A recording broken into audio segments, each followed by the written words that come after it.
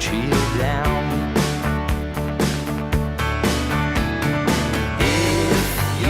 Hola, buenas noches, una nueva edición de este nuevo Paradigma, este programa que te acompaña aquí en el canal 14 Televisión Regional y con todas las repetidoras que gentilmente, muy amablemente, me permiten llegar con el programa cada vez a más localidades.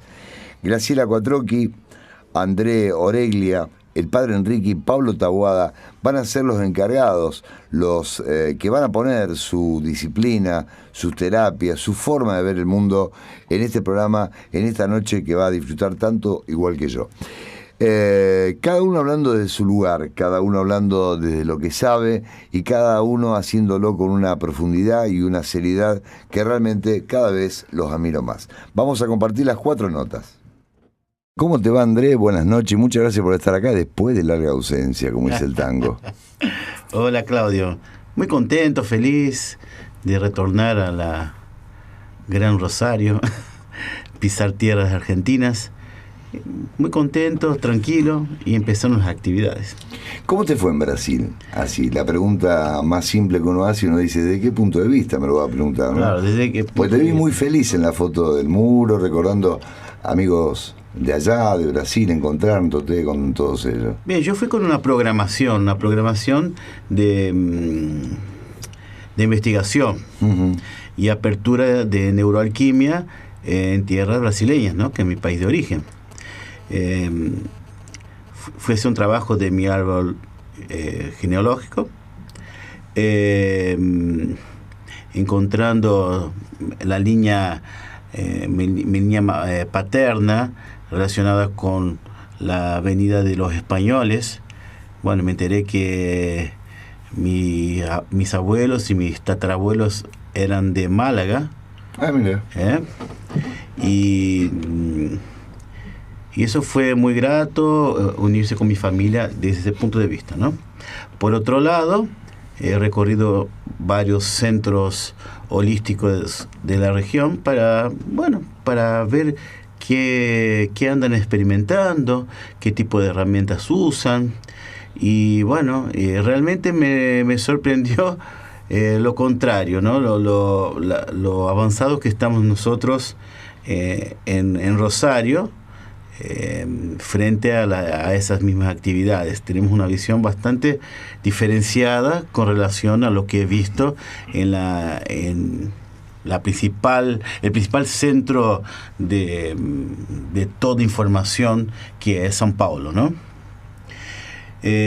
Por otro lado, hay experiencias que en Brasil se dan más, principalmente las fenomenológicas, relacionadas con las religiones y doctrinas que están relacionados con lo no visible, que es el espiritismo, el umbanda y el candomblé. Es decir, hay varios facciones de la religiosidad que se dedican a ese tipo de experiencias, en el cual yo ya fui como predestinado a aprender un poquito, bien al estilo de neuroalquimia, de experimentar de forma independiente, ser dueño de mi propia experiencia, no dejarme llevar por las intenciones de cualquier grupo.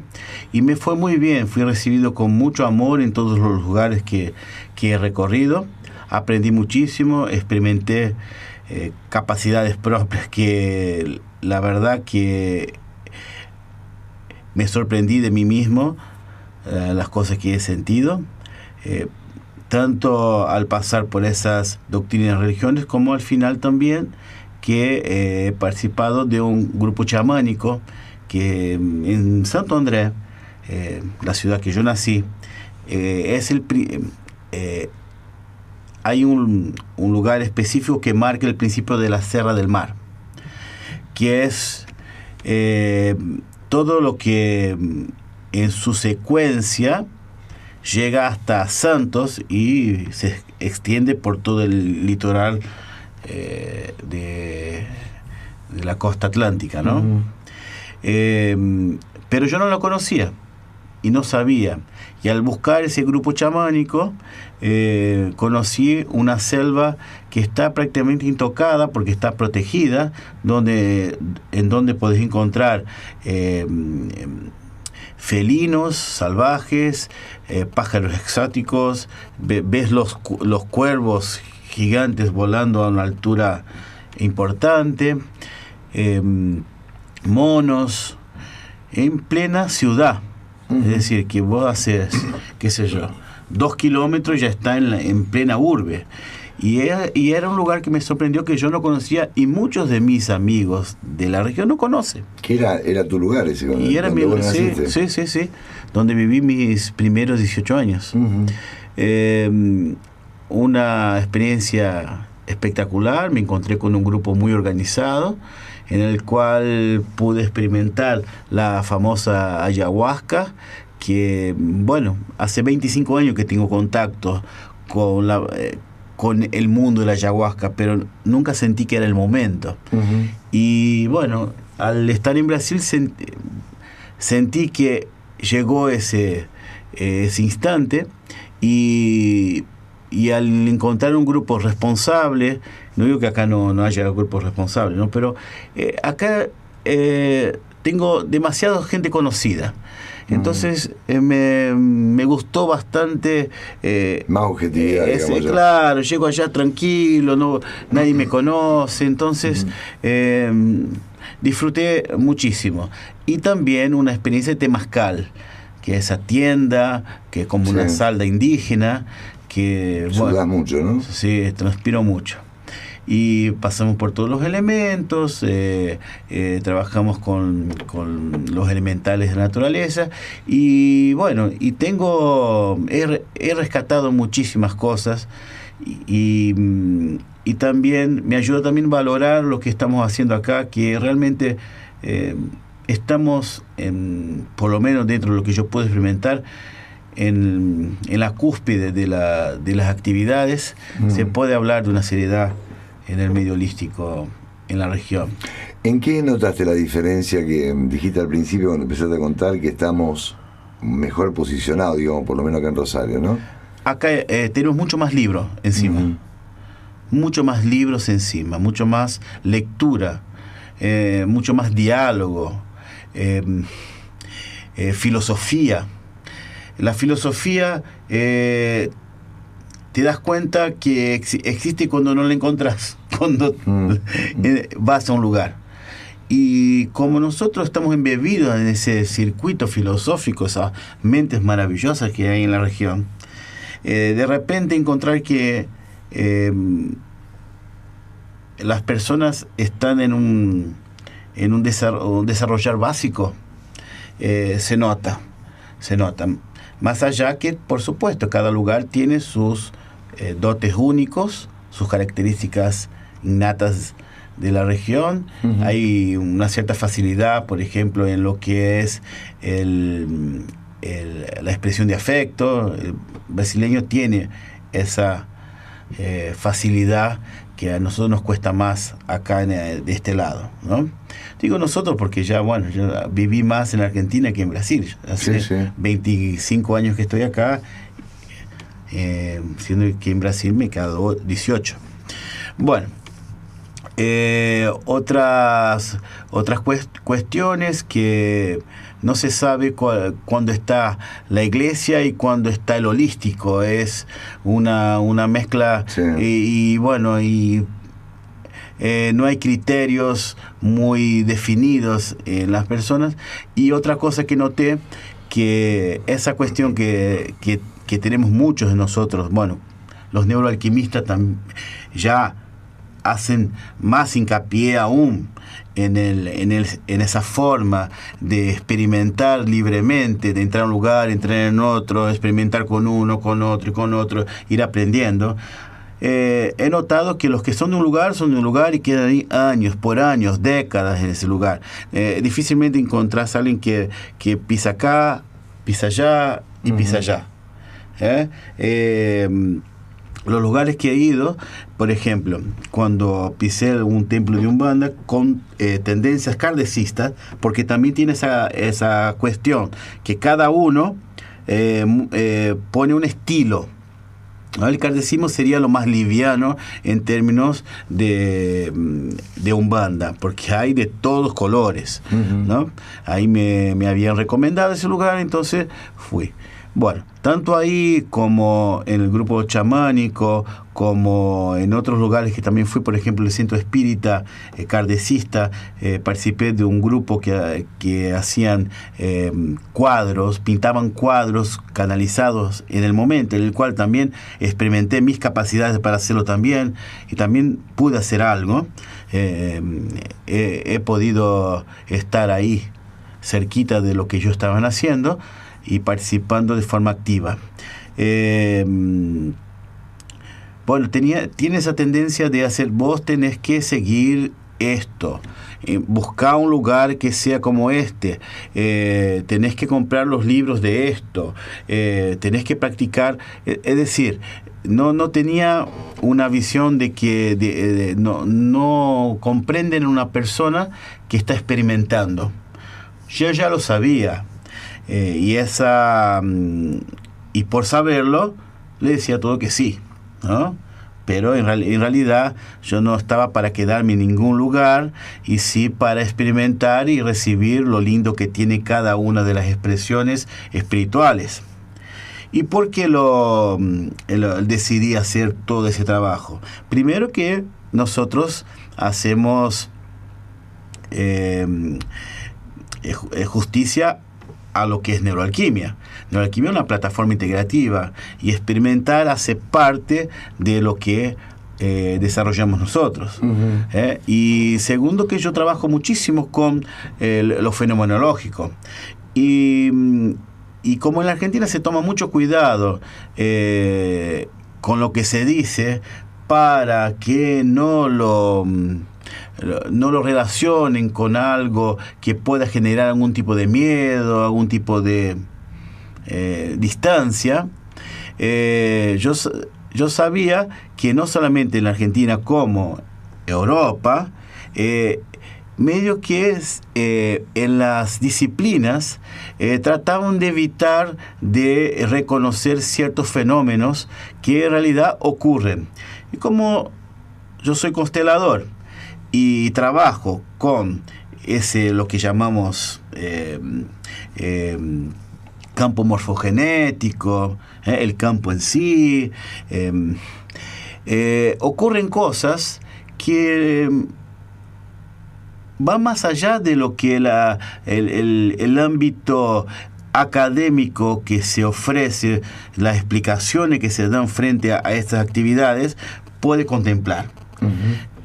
Pero desde la filosofía también quedas chico, quedas pequeño. Entonces la experimentación de esto en vivo, en directo, en el cuerpo de uno, libre de todo tipo de interferencias de las instituciones, me hizo traer hoy a la Argentina, a Rosario, a mis alumnos, de la gente que suelen trabajar conmigo, nuevas visiones y nuevas respuestas frente a lo que no se configuró del todo bien.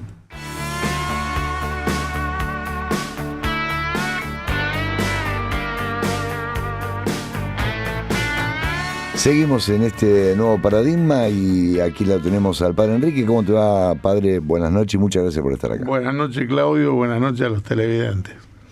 ¿Cómo es el tema de las sectas, padre? ¿Están creciendo más, están creciendo menos? ¿Siempre son los mismos? Nada más que cuando sale un hecho, como por ejemplo el de Buenos Aires, los otros días, salta mucho más el tema. ¿Están teniendo una presencia mucho mayor en la gente que ve que en otro tipo de religiones, otro tipo de creencias, no da, o hay un hueco muy importante y se llenan con esta gente? ¿Cómo funciona? Por ejemplo, en este caso, los Umbanda. Bueno, por ahí es complejo esto, porque todas las denominaciones religiosas tienen creencias inculcadas. Se le inculcan creencias, y de acuerdo a las creencias que le inculca, la gente obra y actúa. En el caso del umbandismo, es una religión africana que generalmente lo han adoptado los afrobrasileros, y ellos rinden culto a un dios. En realidad el que deforma las cosas es el hombre, porque se supone que un dios tiene que ser un dios siempre amoroso. Uh-huh. Por ahí, de acuerdo a la ignorancia de cada dirigente, hay umbandistas que son excelentes personas y hay otros que la deforman y lo usan para tener poder o que la gente le tenga miedo. Entonces usufrutan ese temor sobre los demás para lograr beneficios personales. Pero todo eso se debe a la ignorancia de la persona. Porque vos fíjate, si hablamos de Dios, lo que menos Dios es que haga sacrificio de animales, o menos de hacia una persona. Por eso te digo que todo eso tiene que ver con las creencias, más que nada que se inculcan. El dirigente de turno que te inculcan creencias. Uh-huh. Ya ves que pasa lo mismo en este caso con los musulmanes ahora en la actualidad, que se pone una bomba en su propio cuerpo y van y la hacen estallar en una sinagoga, porque consideran que, en ejemplo, los israelíes son sus enemigos. El que hace eso está haciendo un acto de ofrecimiento muy importante, una devoción, está ofreciendo una devoción y ofrece su vida en devoción a su líder o a su Dios. Pero es total antirreligioso el herir a otras personas, uh-huh, a otro hermano. Bueno, pero ya te das cuenta que de acuerdo al nivel de conciencia que tenga, es como le trabajan los dirigentes de turno, le trabajan la mente y le dicen que si él hace eso se gana el cielo. Lo mismo pasaba con los japoneses cuando hacían estallar su avión contra los barcos, donde sea, gritaban el Banzai y ofrecían su vida a cambio de un paraíso que le prometían los dirigentes que hacían eso. Por eso te digo, son todas creencias que te inculcan en la mente, y la persona que tiene poco conocimiento, está en el principio de justamente empezar a atender la parte espiritual, a entender la parte espiritual, bueno, es inculcada de esa manera y lo manejan como quieren. Por eso te das cuenta que es fácil cualquier denominación inculcarle una creencia a la persona, y la persona ahora, en el caso de por ahí hemos puesto este ejemplo ya, desde nuestro punto de vista, un ejemplo como en el caso de los testigos de Jehová, que ellos no se hacen una transfusión de sangre porque piensan que están en pecado mortal, sí, se queman en el infierno. Y bueno, es una creencia que le han inculcado entonces ellos, y es un acto de total devoción. Gente muy creyente la que obra así de esa manera. O la transfusión de sangre. Y es un acto de fe muy grande, porque ponerlo en manos del de arriba, que si tiene que vivir que viva, o que si tiene que morir se muera, uh-huh, es un acto de fe muy grande, que es un sacrificio muy grande que uno hace en bien de esa creencia, que bueno, que a veces uno lo deja en las manos del Padre, y es un acto de sacrificio muy grande. Por ahí que dejar de morir a un padre, una madre o a un hijo por no hacerle una transfusión de sangre. Pero lo mismo pasa cuando los católicos romanos, para evangelizar un pueblo, lo masacraban porque no se evangelizaba. Entonces son creencias que te inculca el dirigente de turno para justamente llevar a cabo los beneficios, el poder, que es lo que que arrastra, la ambición que arrastra a la gente de todas las posiciones. Ahora, padre, está bien, la gente arrastra, los dirigentes proponen paraísos inventados o imaginados por él, pero ¿qué componente tiene la naturaleza humana para poder prenderse de ese discurso?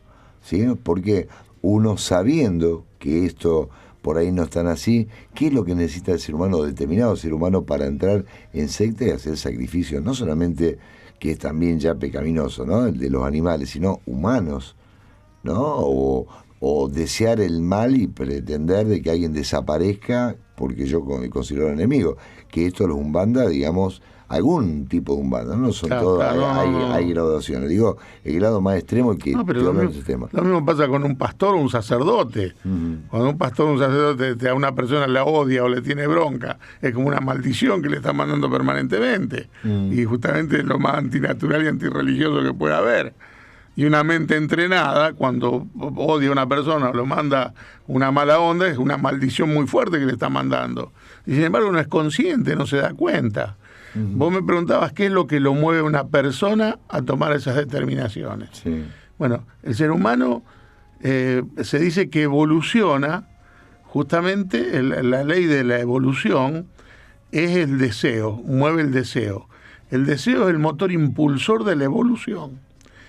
Con ese deseo nosotros llegamos a un techo del deseo, que es ambicionar todo lo más que podemos, causándole dolor a otras personas, porque el que ambiciona le saca a la otra persona para tener él, aunque él no lo use o lo tenga guardado, pero él se satisface, su mente se satisface teniendo acaparado todo lo que más puede. La ley de la materialidad es acaparar todo lo que uno más puede para uno mismo. Cuando llega uno a ese techo, aparece la etapa de la espiritualidad, la ley de la espiritualidad, que es lo contrario, es ofrecer todo. La ley de la espiritualidad es ofrecimiento de todo lo que uno tiene. Entonces lo que acaparó con tanto esfuerzo lo va a empezar a ofrecer. Pero en tanto y en cuanto no llegue a ese techo, va a causarle dolor a otras personas. Y el que es más inteligente, que tiene un poco más de desarrollo intelectual, lo va a usar para dominar a los otros y lograr su propio beneficio. Eso serían las ambiciones que tenemos. Pero vos fíjate, justamente ese motor impulsor de la evolución que nos lleva a ambicionar, cuando llegás a la parte de la etapa espiritual, tenés que aprender a desecharlo. Ir a desechar todos los deseos que uno tiene. En la medida que vos puedas desechar todos tus deseos, vas a empezar a ofrecer más y a dar más y no pretender nada para uno. Entonces empieza el camino de la espiritualidad, el camino del retorno al Padre, se dice. Por eso es que la etapa evolutiva del ser humano en el mundo estaría, dice, más o menos en sus promedios, en su mitad de evolución. Por eso vemos que en muchas personas no están conectadas con la parte espiritual, son relativamente pocas las personas que comprenden la parte espiritual y justamente al comprender la parte espiritual actúas en consecuencia. Dejás de obrar más, dejás de causar dolor a otra persona, dejás de ambicionar. Por eso no se le puede pedir peras al olmo, tampoco no le puede pedir a alguien que no está conectado con su parte espiritual que no sea ambicioso. Claro, claro. Incluso eso te capacita para comprenderlo a la otra persona. Y el comprender a la otra persona es como ofrecerle la otra mejilla, porque sabes que lo que está haciendo, lo está haciendo porque no se da cuenta, porque su evolución, su conciencia no lo llevó todavía a darse cuenta de todo eso. Así que por eso te digo que eso te capacita para comprender y ofrecer la otra mejilla. El día que esa persona se conecte con su parte espiritual, va a tratar de empezar a obrar como obra el que es espiritual o el que está relacionado con la parte espiritual. Y es un proceso lento incluso, porque de golpe y porrazo nadie se transforma en un santo. Es un proceso que nos va a llevar algún día a ser santo. El mal, digamos, destinado a una persona, ¿no? Yo le destino un mal a alguien, ¿sí? Si esa persona tiene una fe inquebrantable, digamos, en Dios, en Él, en la seguridad de que nada le va a pasar, ¿le va a afectar igual? Por ejemplo, en este caso, cuando hacen estos rituales, digamos, para afectar a alguien, aves con la cabeza cortada y montones de rituales. Te entiendo bien. Mira, yo creo que tiene que ver, Dios se manifiesta vibratoriamente. Todo en el universo es vibración y energía. Cada uno de nosotros tiene un aura, un campo electromagnético individual y personal, que en religión se le llama aura, que vibra de acuerdo a cómo pensamos y actuamos. Si estamos vibrando en una frecuencia grosera o baja, de un depresivo, una mala persona, un vicioso, o una persona que es confrontadora, peleadora, siempre va a estar con líos, problemas, entonces su vida, por supuesto, no va a ser armónica. En cambio, si una persona está relacionada con la parte espiritual y ya se ha convertido en un pacifista, persona que comprende, que trata de armonizar todo, están vibrando en distintas frecuencias los dos. Justamente con esa vibración, esa frecuencia, tiene que ver el mal y el bien como te llega. Si vos estás vibrando en una vibración grosera aquí abajo, imagínate para una persona que es confrontador, un ejemplo, peleador, que tiene líos por todos lados, es una puerta abierta a todos los conflictos por ahí por vibración simpática. Él, su campo electromagnético, su aura vibra en esa frecuencia y se relaciona con todo más de lo mismo, por vibración simpática. Porque todo lo que tiene vibración simpática se une. Y si no hay una vibración simpática, se desune. O sea que es como que la parte oscura que tenemos nosotros, la luz aborrece la luz. Entonces, la única forma de salir de eso es elevarte vibratoriamente. ¿Cómo te elevas vibratoriamente? Bueno, yo digo que no se puede ir a comprar por kilo al supermercado. Eso tenés que adquirirlo en el lugar donde está. El lugar que te lo ofrecen, ¿cuáles son? Las distintas religiones, los distintos templos, distintas filosofías, porque no hace falta ser un religioso. Vos podés relacionarte con una filosofía altruista y es vibrar en una frecuencia con altura. Entonces eso quiere decir que uno tiene que relacionarse con la vibración, tirando a la parte espiritual, más elevada. Eso hace que cambie tu vibración personal y eso hace que no te penetre ninguna oscuridad. En la Biblia, en el Génesis, habla de hay que revestirse con la armadura de luz, se dice. Revestirse con la armadura de luz quiere decir justamente vibrar en una frecuencia que te permite que tu campo electromagnético, tu aura brille de tal manera que no entra ninguna oscuridad.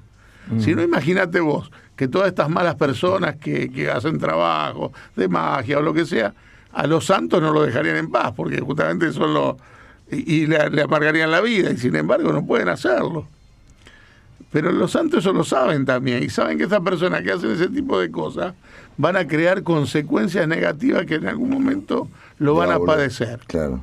Pero es comprensible que actúen así. El destino y el karma, los ángeles que entretejen el destino y el karma, van a utilizar esas personas para que les llegue ese daño o esa maldición que es momentaria, transitoria, para que les llegue de acuerdo al destino o al karma que él ha creado.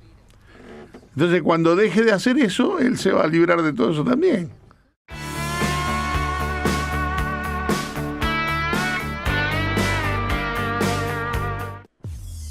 Marugel, cosmética profesional, una elección inteligente. Representantes de LACA, Laboratorios de Cosmética Avanzada en Rosario y San Nicolás. Marugel Cosmética, San Juan 1833, 421-1045, 449-1145. CEMEC, Centro de Enseñanza de Medicinas Complementarias. Inscripción abierta. Medicina tradicional china, auriculoterapia, reflexología podal, instructorado de yoga, masajista corporal. Instituto CEMEC, San Juan 2064, 426-1289, 155-4095-32. Neuroalquimia, plataforma holística integrativa, carrera de recodificación de la memoria celular. Neuroalquimia crece. www.neuroalquimia.com 0341-153-462901.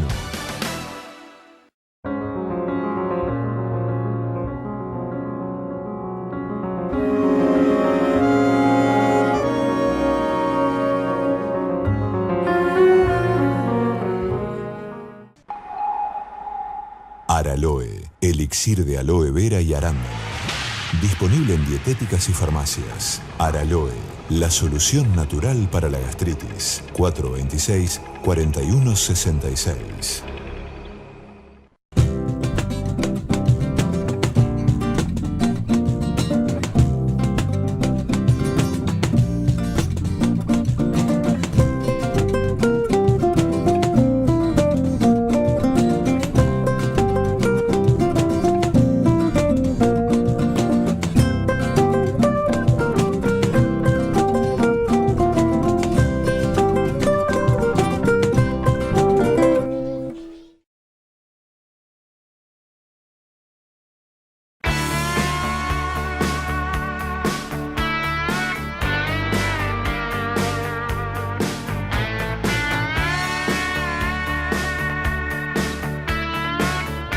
Seguimos en el nuevo paradigma con Graciela Quattrocchi para hablar justamente de este tema que había quedado como pendiente, ¿no? Para redondearlo a través de lo del árbol genealógico, que es el proyecto Sentido. Sí. A ver, ¿qué es eso? Bueno, quiero hacer una puntualización de que ya escuchaba que Enrique Corbera lo dijo y creo que es muy importante puntualizarlo, que la bioneuroemoción es una metodología que no cura nada, que solamente el acompañante, ni siquiera nos llamamos terapeutas, sino los especialistas en bioneuroemoción, lo que ayudamos es a la persona a encontrar los programas, desprogramarlos, y si está dispuesta hacer los cambios pertinentes de toma de conciencia y de ver qué hacer con esos programas que hemos encontrado, se sana, se cura ella misma.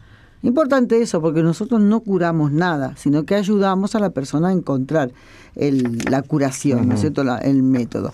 Entonces, como siempre hablamos de inconsciente, es importante también destacar, por eso quiero brevemente, porque siempre que hablamos de inconsciente parece que nos estamos refiriendo a algo ajeno a nosotros, pero no. El inconsciente tiene 4 características que cada vez que hablamos de él es importante tenerla en cuenta. No distingue lo real de lo simbólico.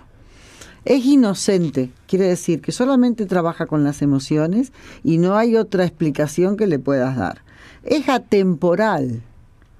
O sea, quiere decir que da igual que haya ocurrido 30 años atrás o ahora. Y después que también el otro no existe. O sea, no existe la otra persona, no existe la diferencia entre la persona que lo está viviendo y, por ejemplo, un hijo de esa persona. Entonces, que nosotros siempre buscamos es el sentido biológico que tiene ese síntoma que está padeciendo esa persona, ya sea físico o ya sea emocional. La otra vez estuvimos hablando del árbol genealógico, porque en el árbol genealógico están esos programas que después se desencadenan y se produce lo que se llama el conflicto desencadenante en este momento actual. El otro lugar donde vamos a buscar el programa, además del árbol, es lo que se llama el proyecto sentido. Esa introducción era para que no caiga así de golpe lo que es el proyecto sentido. ¿Qué es lo que buscamos en el proyecto sentido? En el proyecto sentido hay programas que se arman en un periodo de tiempo que va desde los 9 meses antes de la concepción, el momento de la concepción, toda la gestación, el nacimiento, el parto o el nacimiento en sí mismo y los 3 primeros años de vida. Se entiende que hay una autonomía. La primera autonomía es cuando el bebé, la persona, nace. Y después se entienden que desde un punto de vista psicológico, neurológico y fisiológico hay una segunda autonomía a los 3 años de edad. Por eso es que hay ese periodo de tiempo que va desde los 9 meses antes de la concepción hasta los 3 primeros años de vida. O sea que vos fíjate que tenemos ahí 18 meses más 3 años, 4 años y medio que tenemos que ir a investigar para ver qué es lo que ha pasado. Es muy interesante porque se llama proyecto sentido, porque es el sentido, el acto, el sentimiento, la motivación que ha tenido la madre y en algunos casos también el padre en ese proyecto de hijo. Y eso es tan importante que va a marcar la vida de la persona para toda su vida, porque incluso va a notar como que a veces esa vida es como que está viviendo una vida que no es suya. Esa persona, nosotros, todos, ese proyecto que ha tenido tu madre cuando te concibió, ha marcado probablemente hasta tu profesión. Sí. Ha marcado la manera en que buscas tus amigos, ha marcado enfermedades si fueran enfermedades crónicas, porque hay un proyecto que no es el tuyo. Por eso se llama proyecto sentido. ¿Qué sentido tenía buscar a ese hijo que van a nacer? Es decir, que no es un proyecto que te pertenece, sino que viene de atrás. Que es de esa madre y ese padre cuando te proyecta. Entonces, nos centramos, cuando una persona tiene un conflicto, miramos el proyecto sentido. Entonces yo les voy sacando la fecha para atrás, porque desde el día que nace, 9 meses antes, alrededor de esa fecha fue concebido, y 9 meses antes también vamos a mirar en qué situación estaban la madre y el padre. Y ahí podemos encontrarnos. Mira, con fidelidades, o sea, hay proyectos sentidos que son conscientes, como por ejemplo las fidelidades familiares. Hay una persona, una familia, por ejemplo, que son todos médicos. Bueno, eso es una fidelidad consciente, ¿no es cierto? Todos son médicos, el abuelo médico, el padre médico, entonces es como que obligadamente esa persona va a estudiar medicina, o porque se siente obligada a hacerlo. También le condiciona, y eso es una manera consciente. Lo veo en un montón de chicos en la escuela. Un montón de gente que van siguiendo porque es fidelidad familiar, mira hasta qué punto. Pero eso es consciente. Después también vamos a ver qué pasa en la familia, qué pasa en la sociedad donde también está viviendo, porque por ejemplo hoy me tocó un caso, creo que fue hoy, sí, hoy o ayer, veo que el padre de esta persona que me está consultando era el 7º hijo en España que nace en el año 37. Digo yo, mira, tu papá no ha sido querido de ninguna manera, porque un séptimo hijo, y nacido en el año 37, en La Coruña era, yo pensaba que era en Asturias, no, pero era en La Coruña, en plena guerra civil, no puede ser deseado. Y una de las cosas que ocurren es que precisamente cuando se está en guerra, hay una necesidad biológica de hacer hijos, porque se van muriendo. Sí. Entonces, ese hijo que nace concebido en plena guerra, como aquella guerra civil, que era de hambre, era de divisiones de familia, pues esa persona no nace igual que a lo mejor el primer hermano que nació en una situación de paz en esa sociedad en la que estaba viviendo, o antes de la guerra, y a lo mejor porque era el primer hijo, el segundo hijo. Entonces tenemos que tener en consideración todos esos detalles. Hay dramas familiares que se viven. Hay, por ejemplo, una familia que no sé, que se han muerto. Mira, ahora estas cosas que están pasando ahora, ese accidente del otro día del sobrino del Papa, ¿no es cierto? Dice, bueno, queda este hombre solo y se le muere toda la familia. A lo mejor después llega a formar una familia, pero esa familia es como de reemplazo. Los hijos que van viniendo vienen a reemplazar un drama familiar. Todas estas cosas las tenemos que tener en cuenta porque nos empiezan después a surgir una serie de nombres que ya tienen puesto esos, que yo alguna vez lo he nombrado, que vos te reías porque yo le llamaba el niño pegamento o el niño, que los tengo anotados para no olvidarme. Por ejemplo, tenemos la identidad sexual. Un matrimonio que tienen 3 hijos varones y están buscando la nena. O sea, no están proyectando tener un hijo, están proyectando tener una nena. Y después le sale otro varón. Entonces ya tenemos ahí un problema de identidad sexual. O bien pueden hacer una nena, pero realmente no estaban proyectando tener una hija, una persona, un hijo, sino que ya le estaban determinando el sexo. Después, el saber qué lugar ocupo en la familia, lo que se llama el niño de reemplazo, o el niño que reemplaza a otro. Vamos a suponer, cuando muere o hay un aborto o muere un niño, que además ese ya también puede llegar a ser fantasma, como decíamos el otro día, además es buscado para reemplazar al hermano que murió. Sí. Entonces esa identidad se va a encontrar toda la vida con que no tiene una identidad que se sienta él identificado. Es el proyecto de su padre, el proyecto de su madre, de reemplazar. Yo te decía la otra vez, incluso cuando vos nombraste eso, el caso de Salvador Dalí, que nació para reemplazar la muerte justamente de su hermano que había fallecido 2 años antes, y se llamaba Salvador también. Imagínate cómo era era un tiro, un loco desatado. Yo no lo conozco como para poder analizarlo, pero evidentemente son personas que viven 2 programas, el suyo y el proyecto. Ya no es el programa de otra persona, que sería el caso de cuando analizamos el árbol genealógico. Estamos buscando los programas de otro. Acá se está viviendo los proyectos de la madre y del padre, que no son los tuyos.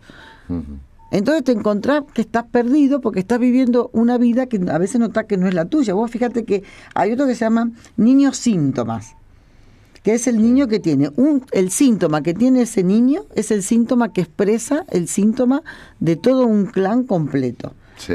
El niño basura, mirá cómo se llama, porque carga con todos los problemas o con todas las cargas familiares. Y yo lo veo mucho en la consulta. Dice, pero a mí me tocó todo, porque lo ves que está siendo el que vamos a tener este hijo, que este va a ser el que va a venir a curar o a reemplazar, qué sé yo, al abuelo que se murió, o justamente a la madre de la madre que no era una buena madre, en fin, que le cargan a ese hijo con todas las penas familiares. El hijo de apoyo, ese lo encontramos mucho, pero cantidad. Y ahora que se tienen muchas madres que son madres que van buscando un hijo en bancos de semen, ¿cómo se llama esto? Los niños, inseminación artificial. Lo que están buscando realmente es un apoyo. Una mujer de 40 años tiene un hijo, quiere tenerlo como un apoyo, o sea, por eso se llaman hijos de apoyo. Después tenemos los niños pegamento, que son lo que se llaman candado de carne. Por ejemplo, se tiene un hijo porque el matrimonio va mal. y con ese nos va a reemplazar. El bastón para la vejez, eso se usaba mucho antes, era la última mujer, se tenía ya cuando para la madre tenía para que sea la que le iba a cuidar cuando iba a ser ya viejos. Ahora no creo que eso con los años que se esperan para tener hijos ya no tanto, pero lo que sí es importante, hay otro, mira, que se llama hijo consuelo o niño payaso. Hay un sufrimiento grande en el clan, pero muy grande, puede haber sido, qué sé yo, una desgracia, un drama familiar, y se tiene un hijo que va a decir, mira con él cómo nos divertimos, se murió el tío jovencito, pero resulta que el nene nos viene a dar tanta alegría a los abuelos, tanta alegría. Es un niño que ha sido concebido para dar alegría, para ser el payasito. Y lo va a hacer toda la vida, en todos los aspectos de su vida. Fíjate si no es importante. Entonces, cuando nosotros determinamos el proyecto sentido, lo que hacemos es hacer que el consultante le devuelva a su madre ese proyecto y le diga, toma, este proyecto es tuyo, yo me libero de tu proyecto y voy a hacer el mío, el que es mi vida. Entonces la persona se queda liberada.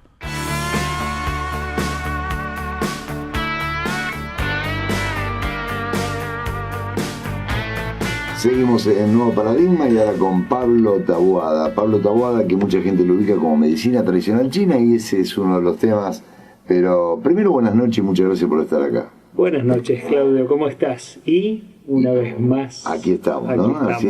Así es la entrada que tiene Pablo Taboada. La introducción. Con Mariel Calvé dice Mi amado corazón, Monja, una manifestación del ser. La Pablo muletilla, Taboada, es la muletilla. La muletilla de entrada.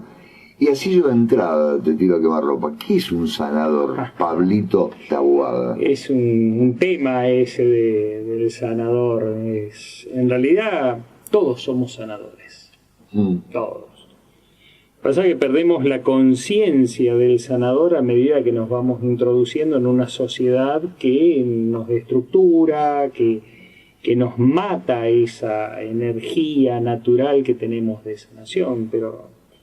Fíjate el comportamiento de los niños son sanadores de por sí, desde el momento que empiezan a tener movilidad o psicomotricidad fina, tienen una tendencia de trabajar inconscientemente o conscientemente desde la información del universo en lo que sería la imposición de mano, pero no hablo de una imposición intelectualizada como puede llegar a ser el Reiki, sino una imposición de manos, una sanación energética que sale desde la conciencia más íntima del ser. Y todos tenemos eso. Lo que pasa es que vamos creciendo, la sociedad, la estructura y todo esto que estamos nosotros acostumbrados a tener como lo cotidiano es lo que mata las características naturales del sanador. Las personas hacen un proceso, ¿no? Hay algunos elegidos que nunca pierden lo que serían las virtudes del sanador y se mantienen por instinto en esa circunstancia, y hay otras personas que dejan de creer y después de un tiempo vuelven otra vez a encontrarse con las energías de sanación, de su vínculo con el alma, su vínculo con el espíritu, y bueno, uno empieza a fortalecer la fe del sanador, la fe que uno tiene en sí mismo para ver qué puede llegar a ser. Nuestra mente occidental lo primero que hace es trabajar sobre aquello que es sorpresivo, sorprendente. Uy, mirá qué es lo que tengo, mirá qué es lo que hago. Entonces, esa situación inicial en el sanador te pone en un lugar de poder, y el ego se expande muchísimo, ¿no? Y después, bueno, empezás a trabajar desde otra óptica, con otra óptica, desde otro ángulo, lo que es la sanación, a entender por qué tenés eso, cómo lo tenés que desarrollar, y vas dejando de lado la intelectualización. O sea, nunca en nuestra sociedad occidental vamos a dejar de lado la intelectualización, pero el sanador empieza a trabajar con los estados de percepción, empieza a percibir la energía del universo. Empieza a entender circunstancias que van pasando en su cuerpo, cambios. La información llega casi de forma mágica, a dónde tenés que tocar, cómo tenés que ver. Y no hay un sanador igual a otro. Cada sanador tiene su característica particular, ¿no? Hay sanadores que tienen como el don de poder ver el interior del cuerpo y hacer diagnósticos solamente a través de la observación. Hay sanadores que tienen un manejo de los canales de energía y ven la energía en su deficiencia. Hay sanadores que ven el aura humana y pueden ver las fallas o las alteraciones que tengan. Sí.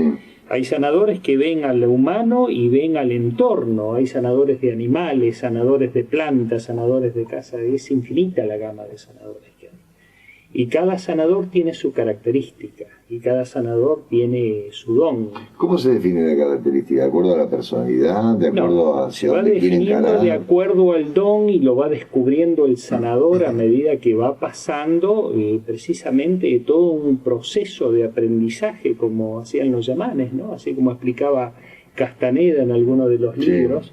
¿Cuál era el aprendizaje? Bueno, el sanador va desarrollando esas características porque en sí esa información llega de arriba, llega del universo. Entonces cada uno descubre su don y después tiene que tomar la decisión si sigue, si lo acepta o lo rechaza completamente.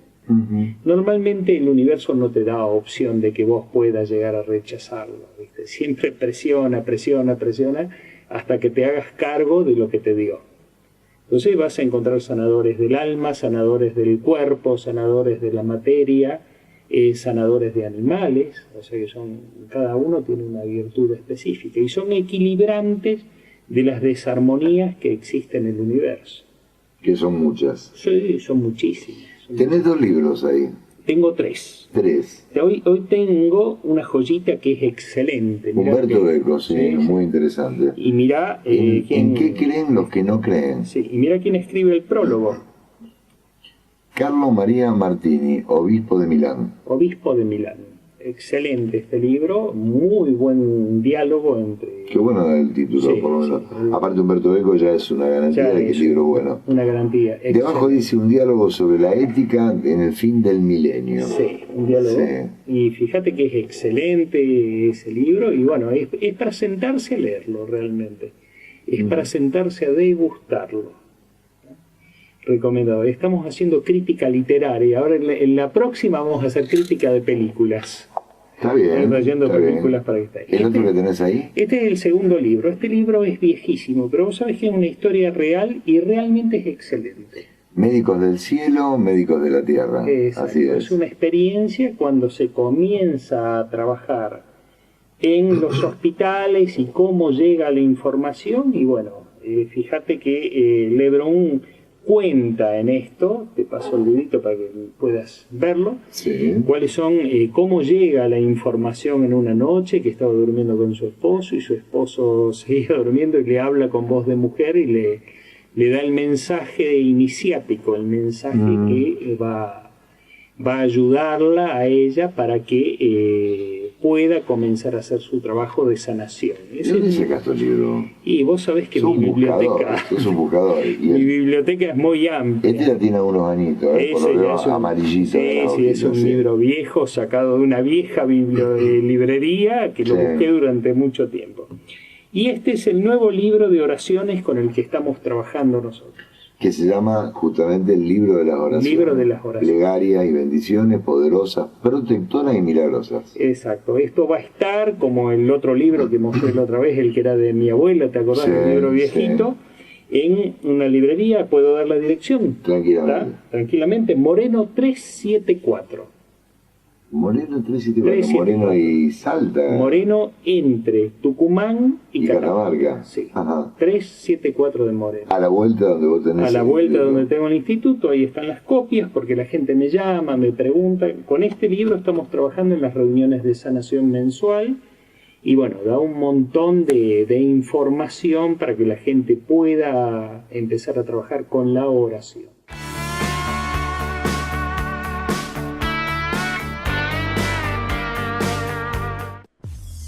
Marugel, cosmética profesional, una elección inteligente. Representantes de LACA, Laboratorios de Cosmética Avanzada en Rosario y San Nicolás. Marugel Cosmética, San Juan 1833, 421-1045, 449-1145. CEMEC, Centro de Enseñanza de Medicinas Complementarias. Inscripción abierta. Medicina tradicional china, auriculoterapia, reflexología podal, instructorado de yoga, masajista corporal. Instituto CEMEC, San Juan 2064, 426-1289, 155-4095-32. Neuroalquimia, plataforma holística integrativa, carrera de recodificación de la memoria celular. Neuroalquimia crece. www.neuroalquimia.com 0341-153-462901.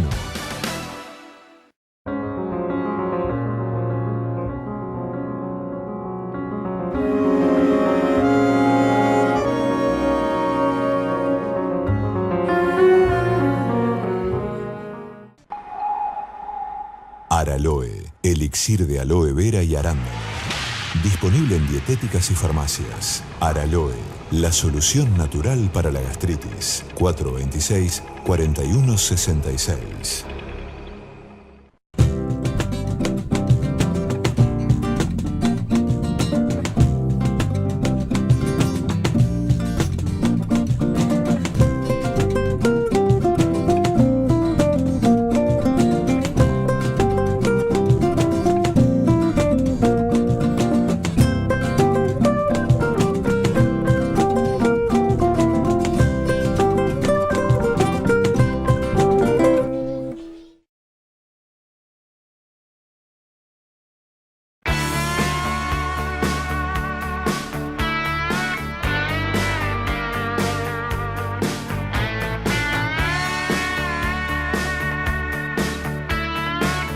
Espero que este programa lo haya disfrutado igual que yo. Creo que ha sido de un agrado para todos.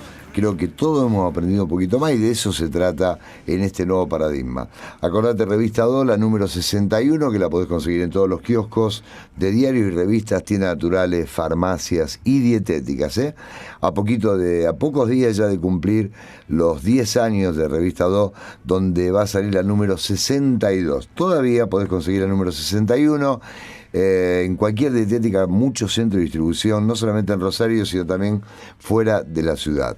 En nuestra oficina, en Galería Libertad, primer piso, local 24, ahí nos vas a encontrar siempre de tarde, de 17 a 20 horas, para poder brindarte toda la información. Tenemos un banco de datos de los terapeutas, la revista nueva y los números anteriores. Agradezco muchísimo a lo que es la Fisherton CNN, que me permite utilizar el audio. Gracias a Pablito Páez, que está del otro lado y que hace lo imposible para que el sonido salga muy bien. Damián Arderiu en la edición del video para que el programa llegue con más calidad y cada vez a mayor cantidad de gente. Te recuerdo Librería El Ojo en Sarmiento 880, donde podés conseguir todo el material que vos quieras a nivel nuevo, a nivel usado, a nivel canje y fundamentalmente una atención personalizada. Y también a la hora de bajar esos kilitos de más, supresor de mi amigo Claudio Taglialengue, que lo podés conseguir en muchas dietéticas. Ya se está expandiendo este producto que creció en lo que era Alma, ese laboratorio Alma que todavía mantiene Claudio Taglialengue y sigue agregando cada día un producto más.